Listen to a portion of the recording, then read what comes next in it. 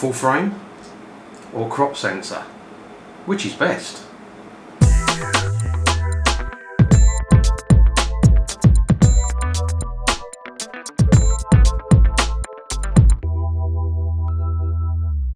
Hi everybody, thanks for joining me again. In this video I wanted to go into some of the pros and cons of full frame camera versus crop sensor.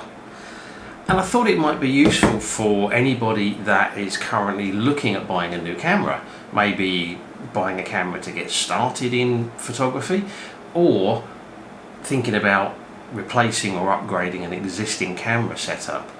And of course I'm talking about this from the perspective of landscape photography. There will be other considerations if you're into sports, street, wildlife and all that sort of thing.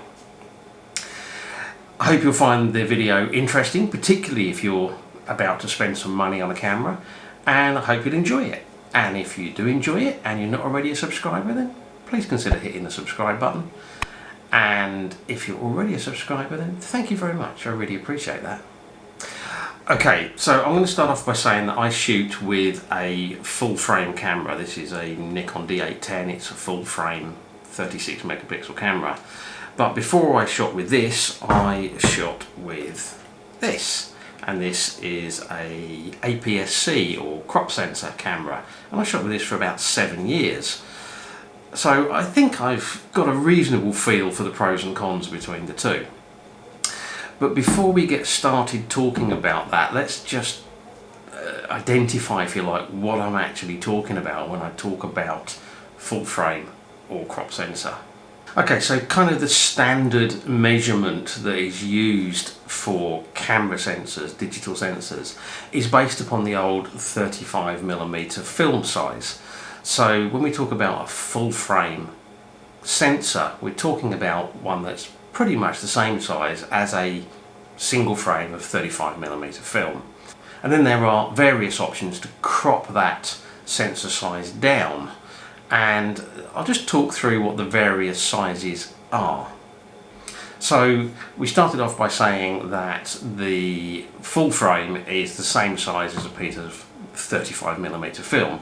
So it's pretty much 36 by 24mm. Coming down from that, you have APS-C. Now APS-C for Nikon and Sony, and there may well be some others, is a 1.5 crop factor. So the sensor size comes down to about 23.6 by 15.6 millimeters.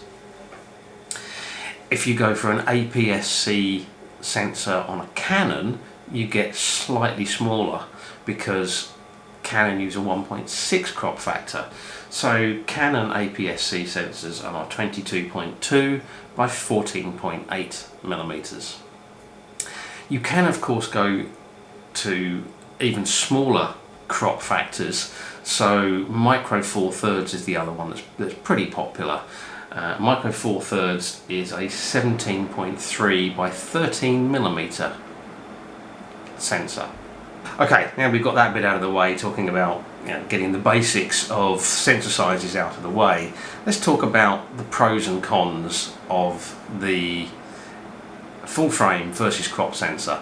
I am not going to talk specifically about micro four thirds, but pretty much any advantages or disadvantages that I raise around APS-C, you can kind of extend into micro four thirds. And of course, likewise, any advantages and disadvantages that I raise around the full frame sensor, you can kind of expand towards those much more specialised sort of medium large format sensors that you can get in some more specialist and quite expensive cameras.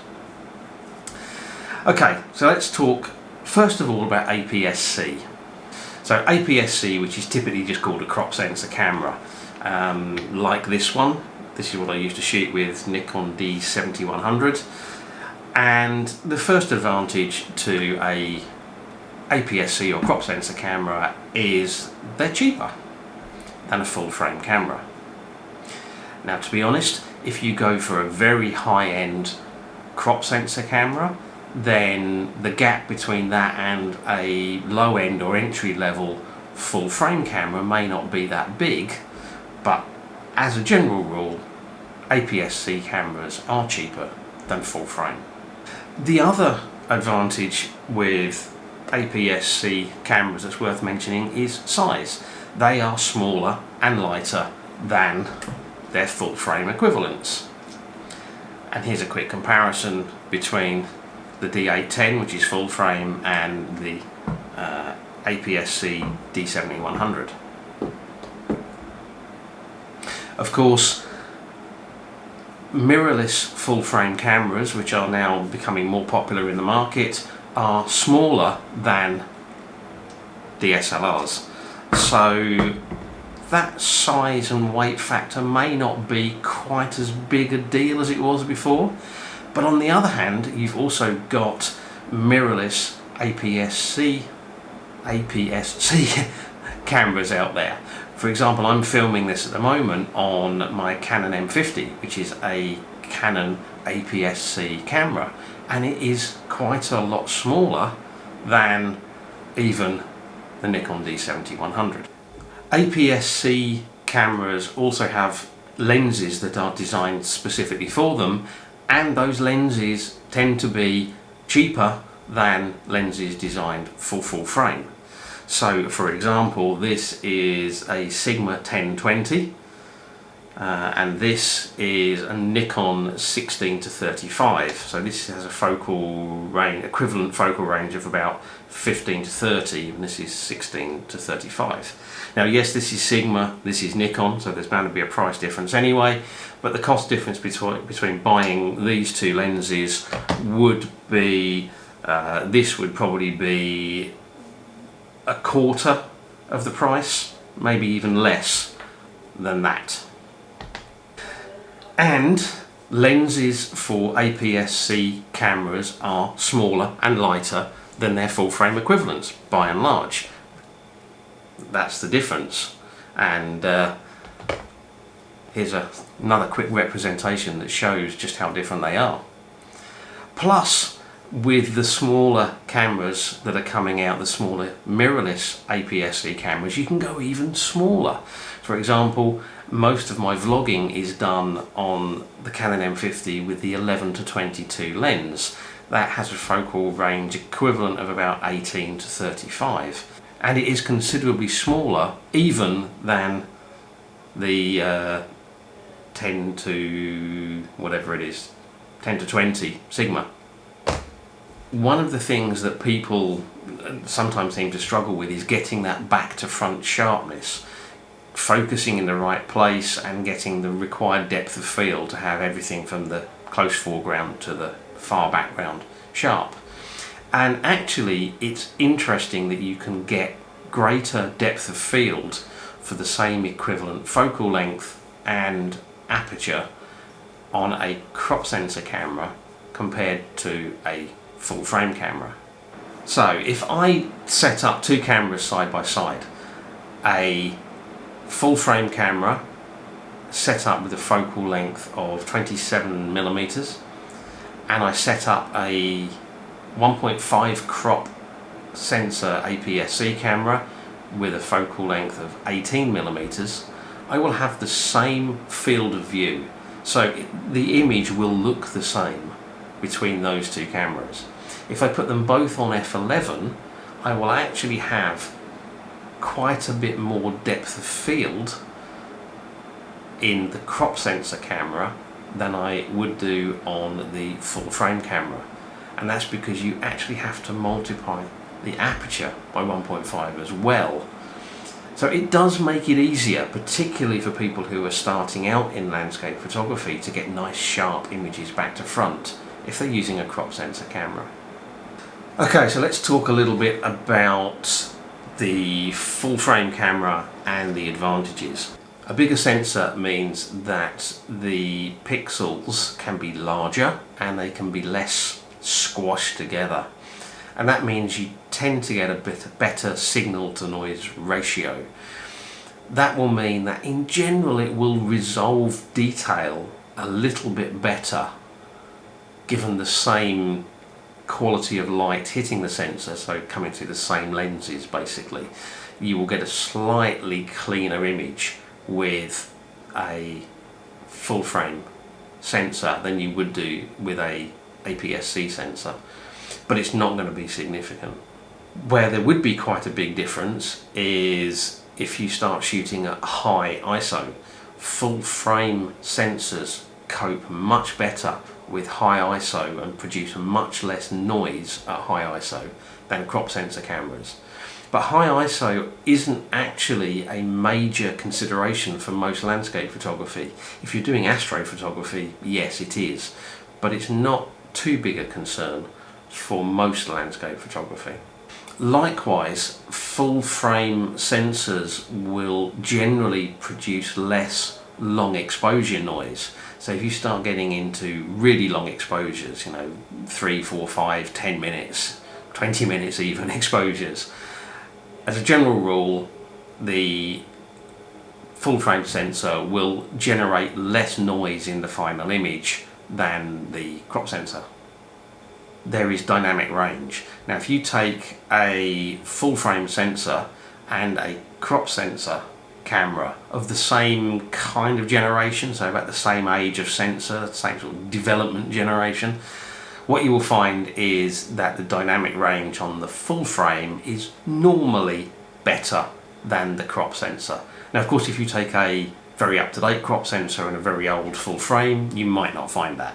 But as a general rule, you get a slightly better dynamic range, which means you can push the shadows and the highlights a bit more without introducing softness and noise and grain and that kind of thing, and losing detail.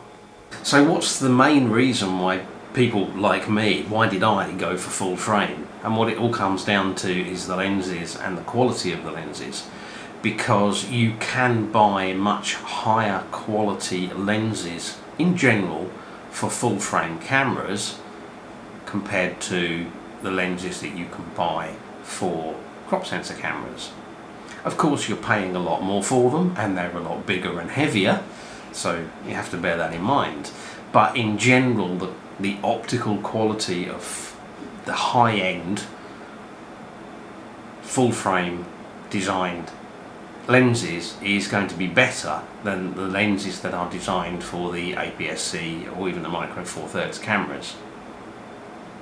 Now of course you can use full frame lenses on a crop sensor camera, and therefore you will get full frame quality light coming through onto your crop sensor. But that works fine if you're shooting at longer focal lengths. So if you put a 70-200 pro level full frame lens onto an APS-C camera, not only do you get an increased effective focal length, because you can go up to 300 millimeters. If I put my 70-200 onto my old APS-C camera, it will give me a 300 millimeter equivalent. And that's fine because I'm going to get high quality coming through. But what I won't be able to do is use a wide angle like my 16-35 on a crop sensor camera and still have it work as a wide angle. Because if I put the 16-35 onto a 1.5 crop, what I end up with is the equivalent of 24 millimeters at the wide end, which is actually not that wide. We're starting to get into that kind of middle range. So if you want to shoot wide angle with a crop sensor camera, you've almost certainly got to buy a dedicated APS-C type wide angle lens, which was what this one was. This was the Sigma 1020. And ultimately for me it was the quality of the lenses that I could use, and therefore the quality of the light that finally gets through to the sensor, that made me go full frame. So I think I've laid out as best I can my thoughts on the pros and cons of full frame versus crop sensor. And if you're trying to make up your mind what to buy, I hope this has helped you. If you've enjoyed this video, please consider giving it a like or a share, or both. And let me know what you think. Do you shoot crop sensor? Do you shoot micro four thirds? Do you shoot full frame? Are you thinking about changing? Have you got some questions you want to ask me? Comments down below, please. As always, I really appreciate you taking the time to watch, so thank you very much. And until the next video, bye.